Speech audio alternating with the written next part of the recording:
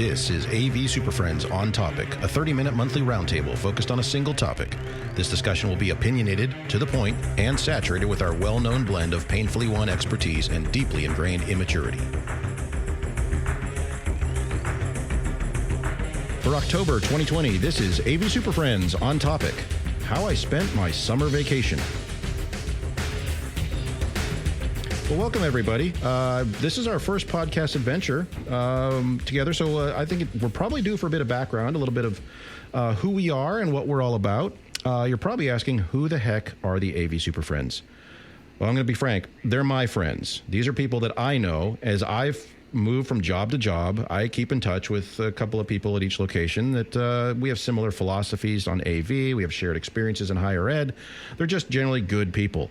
For the longest time, I was using the term super nerds, which actually was Jamie's term. He's the one who suggested that, and I really liked it, glommed onto it, took that, made it my own.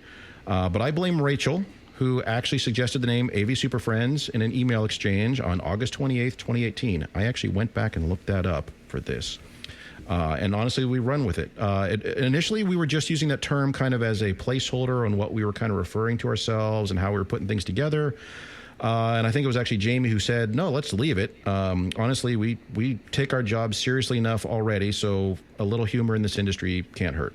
So I think we're just kind of stuck with that, and it's kind of become a thing, and we've been using it for several years now, and that's who we are. So we are going to do a little bit of introductions as to who we are individually. We'll let everyone kind of chime in here and explain their backgrounds. We're going to try to keep it to 2 sentences.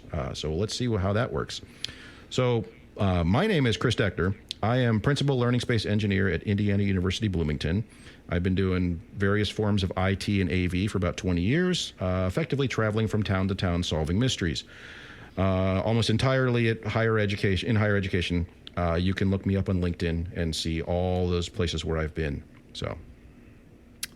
All right, everybody. I'm Mark Kolozinski, and I am currently the Associate Director of Academic Technology for Oregon State University, and I call myself the audio-video diplomat. I try to find solutions to everybody's AV problems here on campus and throughout the state for the most part. So pretty simple. Try to answer those questions and create solutions. My name is Larry Darling. I'm the Classroom Technology Manager at the University of North Carolina, Greensboro. Been in the industry 20 years, last 7 in higher ed. I'm on LinkedIn if you really want to know where I've been. I'm Jamie Reinhardt. I'm at the University of Missouri, Kansas City, and I'm the Chief AV Club Director. Is that a thing? That's not a thing. It's real. That's a real thing. It's real. Really, the official title is AV Designer and Programmer. And that's what I do for the university and the system-wide at the University of Missouri. Came out of radio and TV. I came into AV because, well, radio and TV doesn't pay very well, and I have a ton of children. So that's where I'm at. If it weren't for those damn kids, right? Hey, guys. I'm Rachel Bradshaw at Tim Purity on Twitter and Instagram, and also VP of Account Services at Caster Communications. And before that, I was at Avixa for a dozen years, where I designed the content program for the Infocom trade show. And I basically view it as my job to sit up on high watching these guys work really hard and tell them when they're doing it wrong. Yeah, we don't even know how we got you here. It's just magically happened. It's amazing. It was an elaborate trick, and it's worked out well. And they saved the best for last. Hey, I'm Justin Rexing. I work at WKU. I'm the AV design engineer. Been there for about 20 years. I own my own integration and consulting business. And I've been volunteering at Avixa in numerous capacities for teaching and task forces and foundation board and whatever else Rachel wanted me to do at the time. So that's who we are. You'll get to know us more as we go throughout this. But like I think several of us have said, you can find us on various forms of social media, Twitter and LinkedIn and Instagram and all that fun stuff. So honestly, I abhor the long intros that everyone does at events like this, or shows like this, so we're just going to skip it and move on. Though, before we do that, I do have one last bit of self-promotion. In addition to this monthly show that you're part of right now with Higher Ed Media Group, we also do a semi-monthly, and that's every 2 weeks because I looked it up, so semi-monthly podcast called AV Super Friends Off the Rails. It's longer format. It's wider ranging. We go all over the place on that one. We generally pick a topic or two and try to stick to it, but it's a mess, as you'll see. So you can find us over at avsuperfriends.com for more information and get started on that. Which brings us to today. Yeah, so I think we're all very happy to be part of the inaugural issue of the Higher Ed Media Group. The topic for this month, anyway, is the socially distanced campus, and you're hearing lots of things related. And I think everyone, at least in this industry, has been thinking nothing but. So we're on theme today, and so for those of you watching live, we are all currently in the same room with elaborate background setups to make it seem as though we're socially distanced. It's just part of the amount of professionalism we put into this. The lighting was the hardest thing to get right. The lighting is absolutely the most difficult part. Those live backgrounds are no joke. Yes, these are all very, very complex. So the topic being socially distanced campus, which is effectively what we've been referring to, how I spent my summer vacation.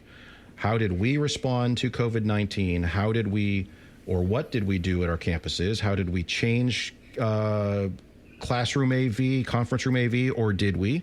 What was our general approach? And we're going to kind of go around the horn. We're all going to kind of pitch in on how we generally changed, whether it was in-person instruction, online instruction, hybrid mode instruction, whatever that might look like.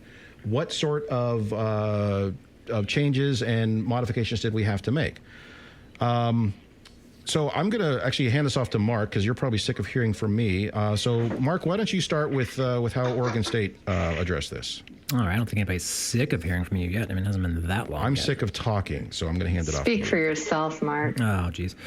Anyway, so yeah, Oregon State, no different than any other university, right? We all kind of lived it and had to figure out really quickly, how do you deal with distance education or being able to provide for remote students, right? It was kind of dumped on our desk. We did a test run. Hey, what would you do in these rooms? We have a building. Can you treat one building? How fast can you do it? And what does it mean? What do you put in there? How do you deal with the technology? We did a test building with 20 rooms in 2 weeks, added cameras, microphones, and we thought we were done.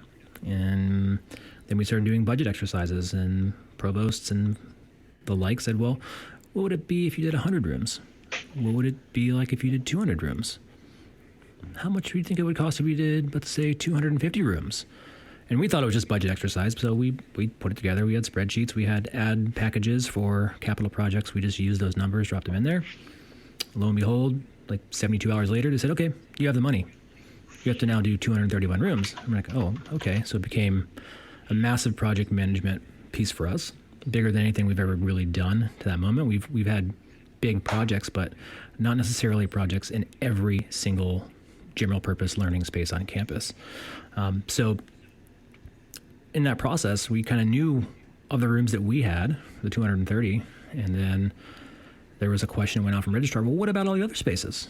What about the other colleges within the university? Are we going to treat those spaces too? And so they asked, well, who needs technology? Which was the craziest question to ask a bunch of IT folks, because they're all going to want the technology, right? And so the room count quickly grew from 231 to right around 315 or so. It spread much like COVID did. It was really fast, and every IT department wanted to treat the rooms, which was good, right? We had now technology in spaces we didn't even know about before. So we were able to really treat those spaces as new spaces and bring them under the general purpose umbrella as far as providing some standard technology for them. Some of them didn't have anything, though, so we had to kind of create some variants. So we had 4 basic systems that we deployed across campus, basic classrooms, auditoriums, labs, and then we had a portable system for spaces that had really zero technology. But it's, like I said, it was a pretty massive project. The logistics, I think, were probably some of the harder pieces. Supply chain in the middle of all this was definitely a hurdle. It was an at-risk item that we really had no control over. And then we started to really look at staff availability, and I would imagine every campus had to go through that process of defining who your essential workers really are, who needs to be here to do this process, and there was no way we were going to do it alone. We have a staff of like 5 or 6 guys, and when I did the math on it from the time, I want to say it was May 15th to September 11th or so, we had to average like 3.3 rooms per day. And we knew we could probably do it, but it meant that if anything goes wrong at all, the whole thing just grinds to a halt. Hey, did you? I'm going to interrupt you, Mark. Yeah, go ahead. Did you, go ahead. On that, in that part, did you find that being in Oregon, and we know some of the first cases of this came up Washington, Oregon. You guys were one of the first ones to actually start thinking about shutting down. That 2, 3, 4 weeks head start. Did you see that as being a benefit, or do you think it was a wash, that it didn't really matter? I think it was, everybody knew what was going on. Even when we rewind the tape on ourselves, right? When we were meeting, we were prepping for what we were going to do at Avixa in the summer, right? And I brought it up to the group. I said, hey, guys, I don't think it's going to happen. I think Avixa is going to fall apart, and we're not going to actually go. And I remember like, well, let's just keep planning for it. And I think it was like 2 weeks later, they said, yeah, we're not going to do it. Well, yeah, I think it was the same. Told us that we were going to shut down, and Yeah. I went to my boss, and my boss was like, "Yeah, we're lightly talking about that. How do you know about that?" It's like, dude at Oregon State told me that we're going to shut down. Yeah, and so we had like students go home. We thought it was like, okay, students are going to leave, and it'll just be instructors around. And that was the test building we did, because our plan was, well, we have to be able to provide resources for the instructors to at least teach class. They have to get their content outbound. So how do you do it, right?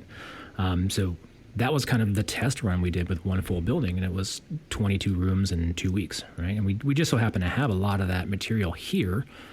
Just as hot spares and things, we were able to move it forward, and it was a standardized building. All the classes were the same, so it was kind of the right place, right time. But in the end, my guess is most universities probably had some version of this story that existed that, hey, all your spaces need to have some way to capture this analog environment, get it online and get it outbound to students, but also be able to bring those students back in, right? So what does that look like? Are there means to have effective communication with those distant students? And it was a heavy lift, right? And I think it was a big project management issue, but now things are changing, right? So I don't want to take the Oregon State story and say we did it this way and no other way it happened. I'm sure that each of you have a little bit of a variant on what that was. Justin, like what was the Western Kentucky? Like what was your challenge, or what happened for you and when you were looking at solutions and providing any types of solutions whatsoever? So by the time we were looking at solutions, it was more of a stopgap measure, knowing that we're going to buy something small and sit it on a computer in 200 to 300 classrooms and hope for the best. And the main part of that was setting expectations, as in, hey, did some audio recordings, some video recordings off this device. It was basically a document camera. People a document camera with a built-in microphone. Worked pretty well. Set those around and sent the recordings up, test recordings up to the administration to approve, and they said, yeah, that's fine.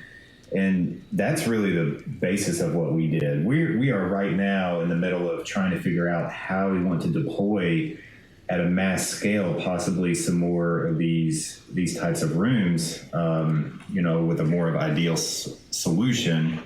And I just got finished designing 5 different variances of Zoom rooms that we're going to discuss next week to see if we're going to maybe do the Oregon State thing this winter or next semester.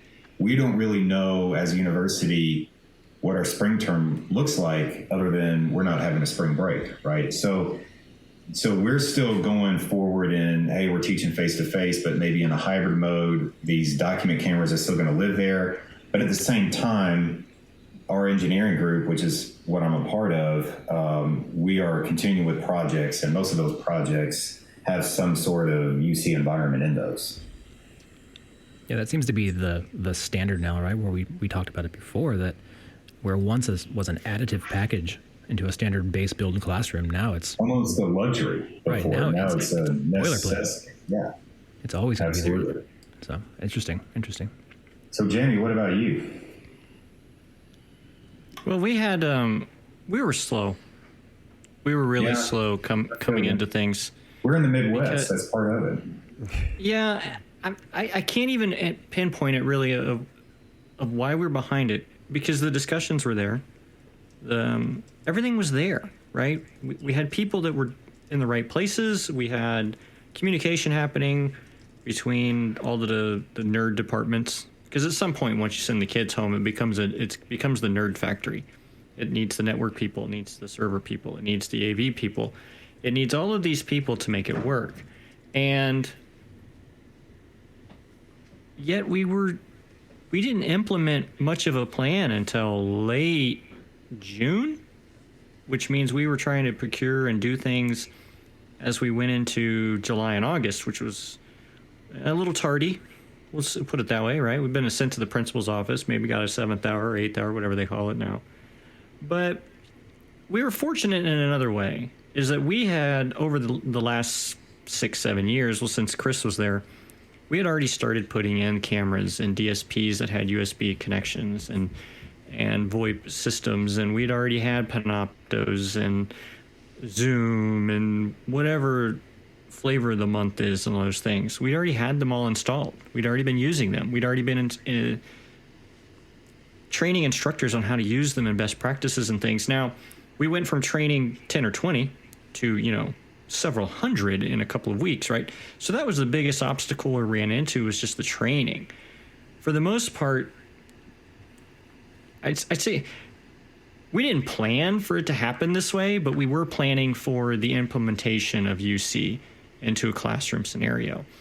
And that really helped us when we did this. So even though we were tardy to getting to our response to COVID action plan going, we weren't in any worse shape than anybody else because we'd already had it in. Right. So I know similar here. It was part of our 5-10 year refresh plan was to kind of make this ubiquitous across campus as much as we could anyway.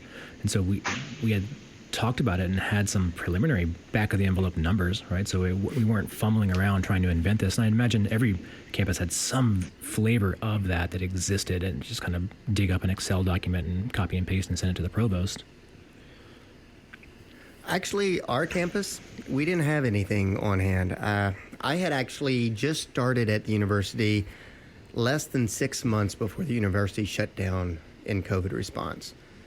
And so, one of my first tasks when I got here, redesign the standard classroom, redesign our active learning standards, and start to come up with a plan for UC in classrooms. I already had purchased equipment for the summer installs where we were starting to update some of our classrooms to handle what would become a standard for everybody else. The problem was that was only going to address about 1/10 of the rooms on campus. So when April hits and we have to come up with a plan for the other 250 rooms, summer plans get thrown out the window. We have to address every room on campus, the majority of which I haven't even seen yet.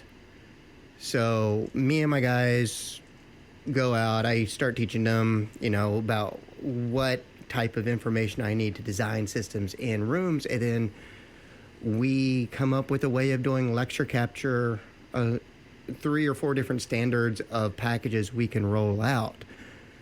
By the time we get things ordered, we're having to go to second or third choice of products just to see what's still available, what we can get in.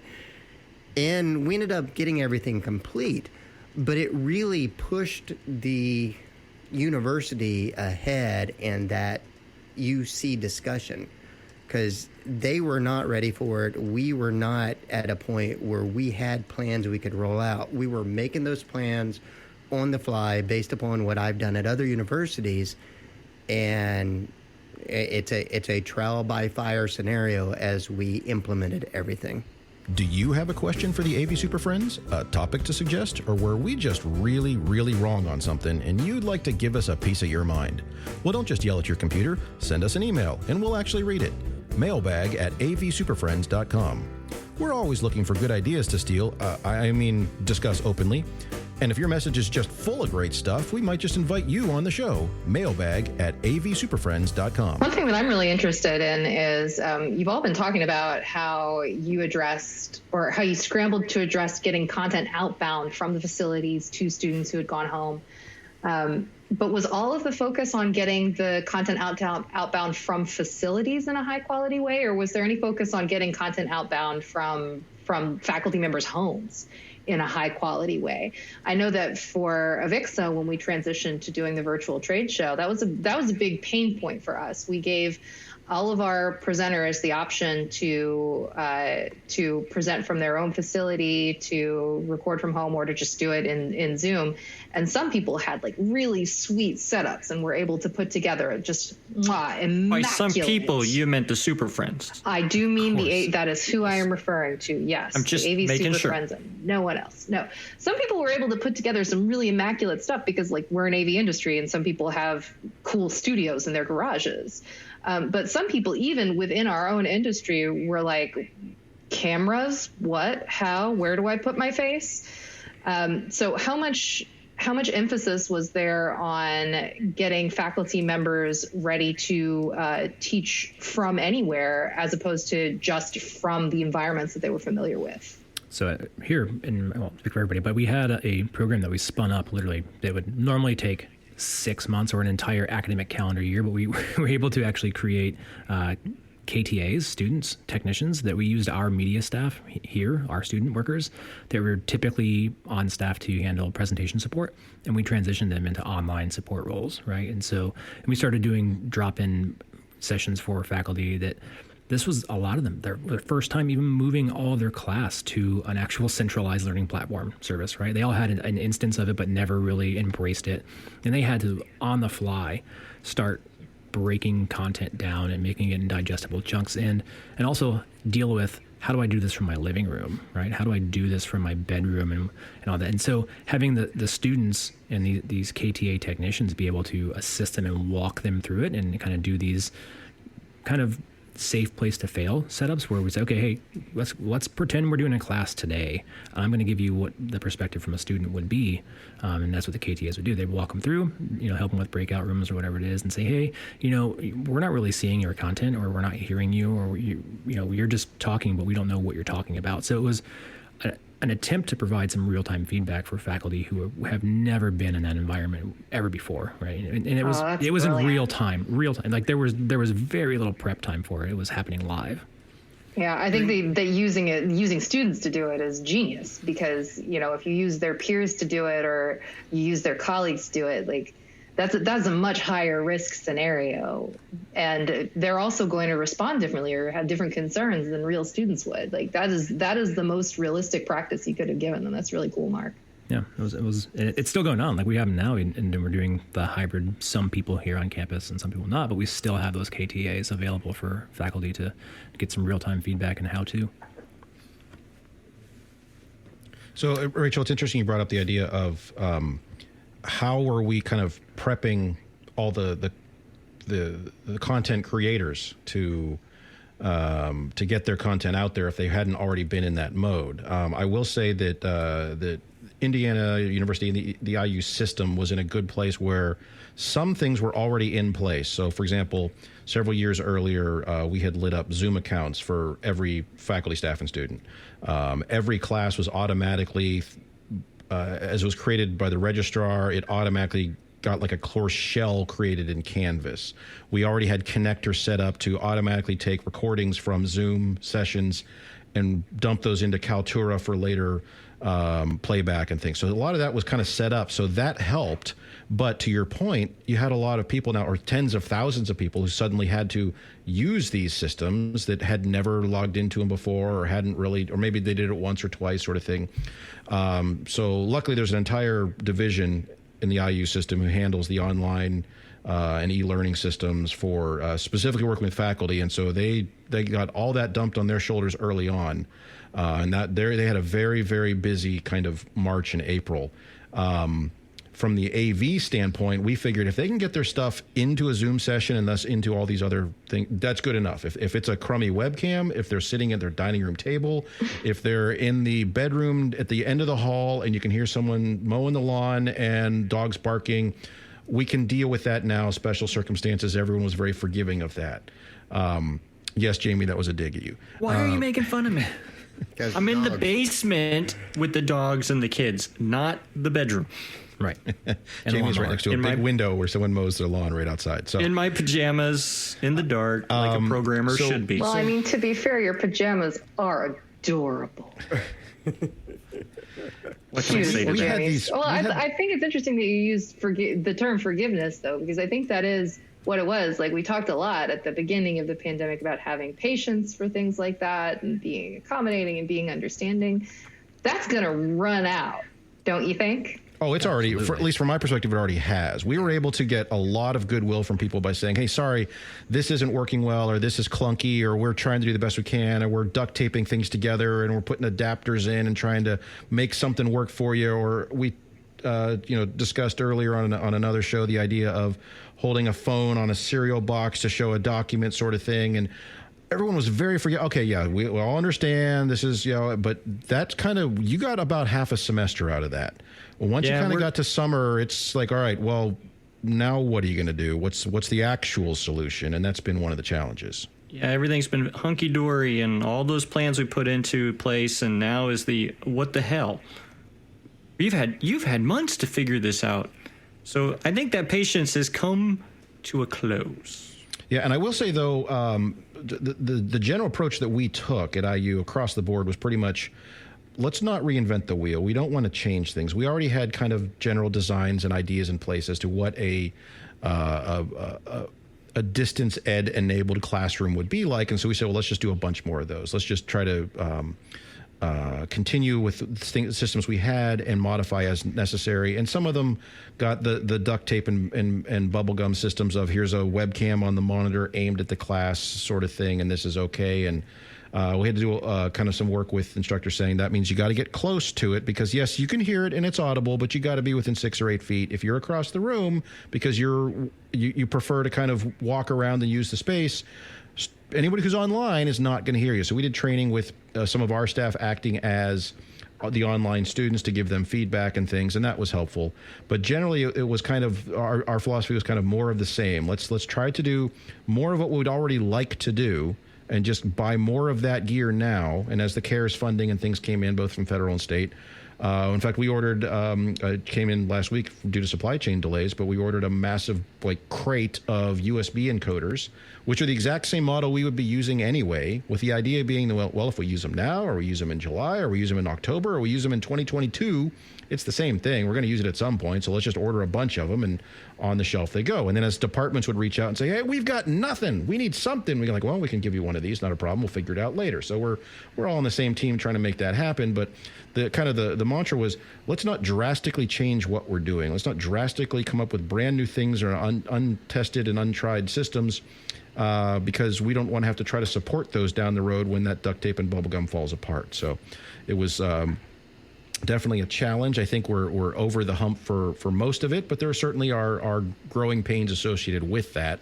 And in retrospect, looking back, we maybe would have done things differently. But I think overall, from a technology, from an e-learning, from an AV standpoint, I think things kind of worked out pretty well okay from my perspective. Yes, though, in the immortal words of Drag Queen Gia Gunn, what you want to do ain't necessarily what you gonna do. And on that thought, I think let's take a short break. The AV SuperFriends virtual live tour will be headed to EdSpaces 2020 this November. EdSpaces is a conference where architects, consultants, and technology managers gather to discuss what is trending or may soon be trending in educational space design. This year, Avixa encouraged EdSpaces to invite our brand of dysfunction to their party, and you're not going to want to miss out on that. So head over to ed-spaces.com, that's ed-spaces.com, and register to hear what the AV SuperFriends will bring to the table, and see if we end up ruffling a few feathers while we're there. All right, Super Friends. So summer vacation's over. Everybody's patience has run out. What now? What's next? Mark, let's start with you. So for us now, I think the name of the game is really getting our relationships with our faculty development groups better, right? And our media creation groups. We're looking for really solid models of what does it mean to do HyFlex well. There's a huge appetite from our faculty to to help me do this better for my students. And we've got a lot of hardware, we got a lot of software, we got all those tools in place, but now we're looking for like really good race car drivers and champions to kind of use as examples and to provide some solid framework that we can give to people who may not be that great at it. How are you identifying the people that are great at it? Are you getting feedback from students? Are the faculty self-identifying and going, hey, I'm awesome at this, so everybody should do what I'm doing? Like, how's that working? So we do have like snippet examples of people we said, hey, that's a good, you're doing this really well. From some of those faculty drop-in sessions, we have that. We also are looking at student feedback, right? They all have provided their feedbacks for faculty, and a lot of it's been, faculty are forthcoming, right? They're like, hey, I need help with this. So can you at least team me up with somebody? And we'll say, yeah, but it looks like you're trying to do something that we saw so-and-so do. And we try to make those pairs happen. And a lot of that kind of relationship building is happening through that faculty development group here, the CTL group. And there's some good relationships that are growing. And I think that will be the name of the game for us specifically, is kind of using tool sets and finding the best uses of them now. Is it the same for you, Jamie? What's your focus been since you've come back from the trenches and found the enemy, by which I mean the students messing with all your new systems? Well, it's been strange because we made all these plans, right? And then they came back and they said, because we outfitted all these places, and the university came back and said, oh, yeah, we're not only just doing quarter capacity in the rooms, we're only going to use a quarter of them. Like, well, okay. So most of our systems not getting touched, not ever getting touched. And so we're at the point now where we are still trying to look forward and say, okay, I'm officially calling it, right? I'm done with the response to COVID, right? I'm done. I'm over it. I'm finished. We spent months going over this response. We spent months going, oh my God, this has disrupted my entire life. Well, this is the jerk side of me. It says, well, it shouldn't have, right? And in higher ed, you knew that this was coming in one form or another. Maybe not what we got, right? I mean, we just got hammered with everybody's online all the time. That's crazy. Yeah, but everybody was trying to scale up their UC capacity. Everybody was trying to scale up their hybrid and remote learning capacity. It just went from the roadmap to the road. Yeah, it was 5 years and 6 months. That's the numbers you keep hearing everybody say, right? And I'm just we're at the point now where we've done triage. We've done in the field medical triage, right? We've figured it out. Now, okay, we now realize that this is the last time I'm going to say this, I swear. The new normal is here, right? And we now realize it's here. So it's no longer a response. This is our job. From this point forward, this is our job. These universities spend a decent amount of money. They could spend more. Wink, wink. Urge, urge. Nudge, nudge. UMKC spend more. To have people like us on staff who are trying to help make sure that we can bridge that gap between using the technology as nerds and using the technology as an instructor who's not a nerd, right? They do their own thing and teach. And how do we bring these things together? And now that's our job. This is our new job description. Create learning spaces for the modern student and teacher experience. And so that's where we're kind of headed and says, okay, we're done reacting. And now it's just planning. It's now just back to the way we did things, not the way we did things, but back to what our core job responsibility is. Our core job responsibility is not triage. It is planning to implement AV designs for students and faculty. And that's where I'm at. And I think that's where our university is as well, is now what can we do to make it better? What are the little things that will make it better? And some of that's education, some of that's teaching the teachers, which we're going to get into in a completely different avenue. But that's kind of where we're headed. So we're not so much as a hardware. What are we going to do? It's this is our job now. And I think we're in that same situation. Like, the way I understand my job is I'm here to improve the student experience. And over the summer, we did a ton of quantity. Now it's time to circle back, look at the quality.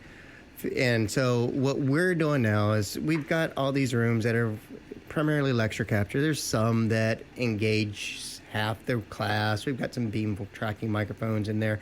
We've got some better spaces, but we don't have a lot of spaces where we have the room set up to capture everyone in the space and to make an active learning environment that can be experienced both virtually and in person. And to do that effectively, you need the space, you need the technology, you also need the instructional designer, and you need the faculty to buy in.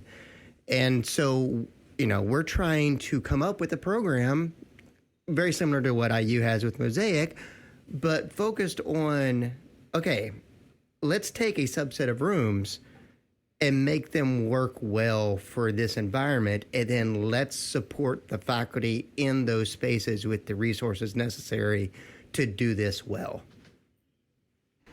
I think that's key, because not everybody's gonna do it well, right? Some people, that's just not their style. Some people are gonna struggle to adapt. I know we're gonna talk about that a lot more when we get off the rails. Justin, how about you? What's your new job been this semester? So, being the AV designer, we deal with tech all the time, and COVID really exposed a lot of inefficiencies in colleges around the country, and we are definitely in relationship building mode. There's new committees being formed. There's talks about new ways of funding things. We have some large inefficiencies in how we fund projects and I could talk about this for an entire hour, but think of just being an inside integrator. We don't know if we're going to get 10 project requests next week or 50 or 1 or 100. There's no forecasting. Our funding model is decentralized. If we put in a biology classroom, biology owns that. And it's all WKU money here. So we're starting to see some realization. If we centralize the funding, you can gain efficiencies in buying in bulk and buying cheaper. You can work in one building for the whole summer instead of doing one room in one building, then bouncing somewhere else.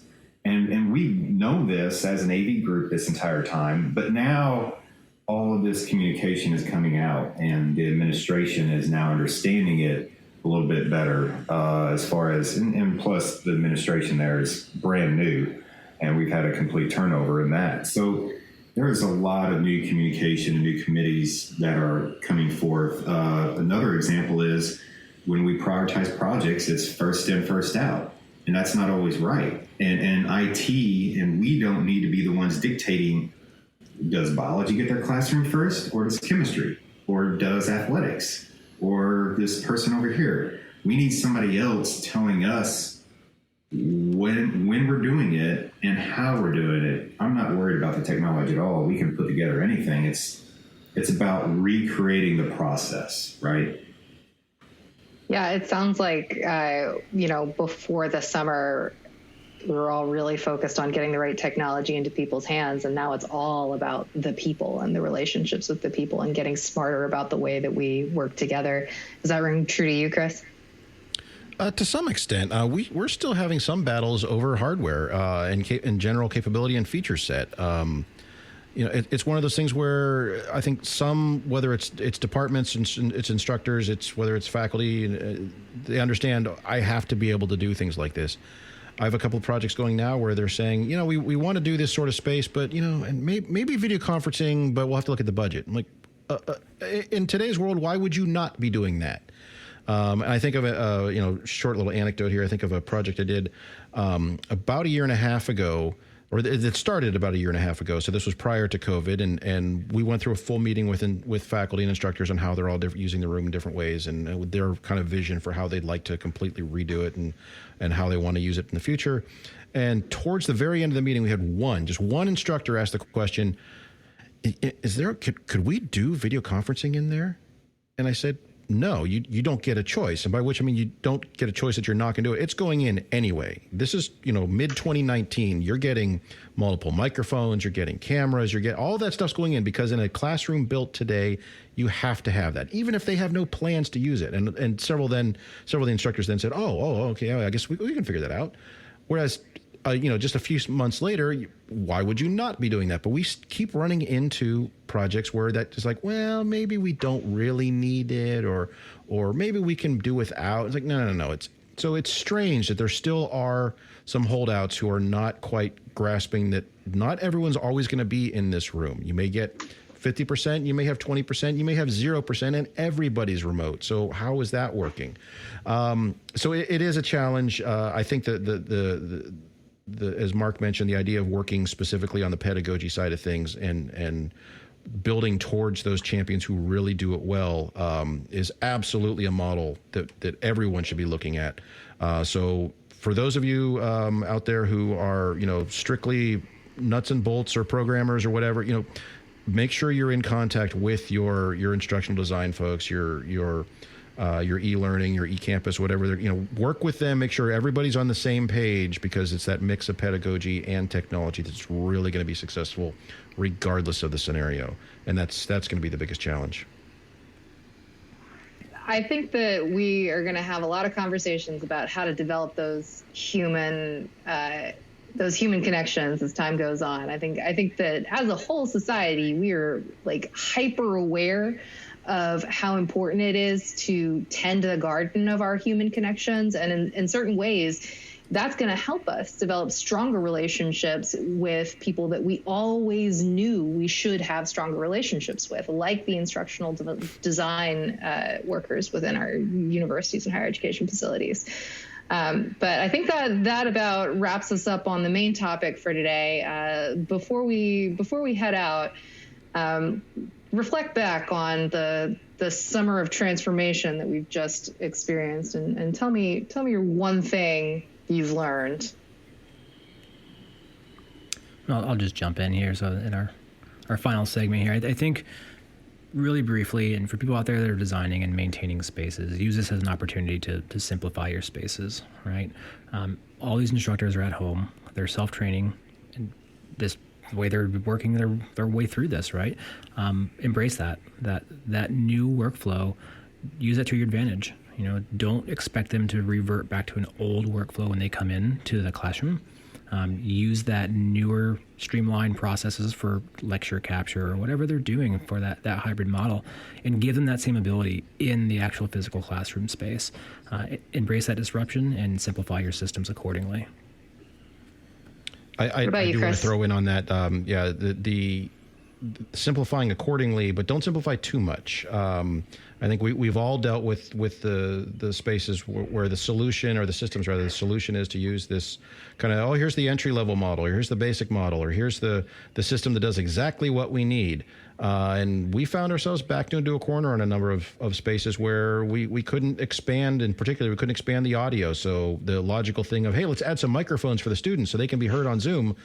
There's no way to get mics into that system without adding a whole bunch of outboard. So it became a real challenge. So I would say just kind of keep in mind what you're using on day one and what you might be using on like day 180 or day 365 or something like that, and plan accordingly. If you can sneak in an extra little bit of IO there, especially on the audio side, because, as I've said many times, if you have an absolutely garbage picture that's choppy and it's low frame rate and it's low resolution, but you've got good crisp audio, you can have a successful class.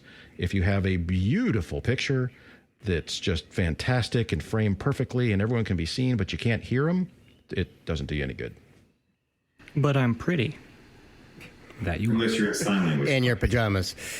In my pajamas. You guys have that sign language class. I think coming through this whole thing, and something we didn't address too much earlier on, but I think it's going to become a big issue industry-wide, is standardizing on some sort of terminology and expectation, right?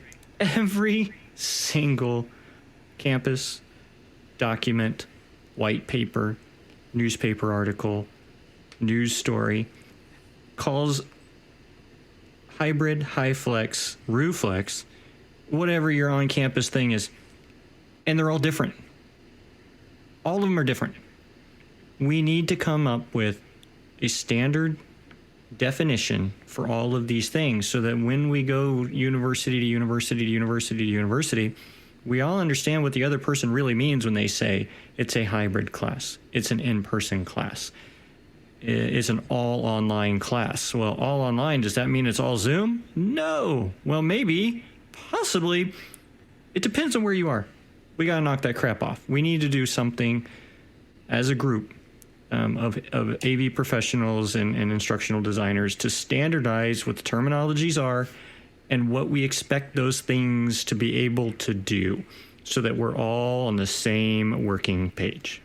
Yeah, absolutely. I mean, we had the same issue here, and between me moving across the country and getting started at a new university, and then everyone leaving as soon as I get here pretty much to go home, you just lose all that institutional knowledge and just the need to over communicate what you need, what you mean when you say high flex, or what you mean when you say this room will be capable of doing distance learning, because there were assumptions made by faculty who had one version of what it was going to be, assumptions made by directors, assumptions made by everybody who has their own understanding, and just taking the time to make sure that all those cultural differences and educational backgrounds, that you're all communicating to each of them in a similar language.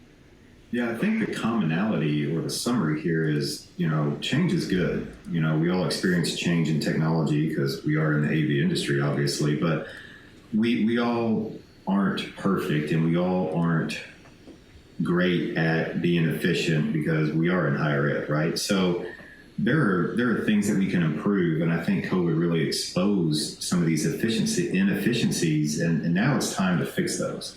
We talk a lot about, over preparing your IOs on audio. We've talked about standardization. We've talked about over communicate, setting expectations, and just changing policies and procedures to make things easier and better for your campus community. Well, thanks for joining us for AV SuperFriends On Topic. This was our first show. I think we all had fun. We'll be doing it once a month or so. You can contact us with any of your questions or topic ideas or general complaints at mailbag@avsuperfriends.com. Also, as a reminder, we also do a semi-monthly, and again, that's every 2 weeks because I looked it up, a semi-monthly podcast called AV SuperFriends Off the Rails. You can find that and more at our website. Type domain here. Oh, I'm sorry. avsuperfriends.com. Thanks again, everybody.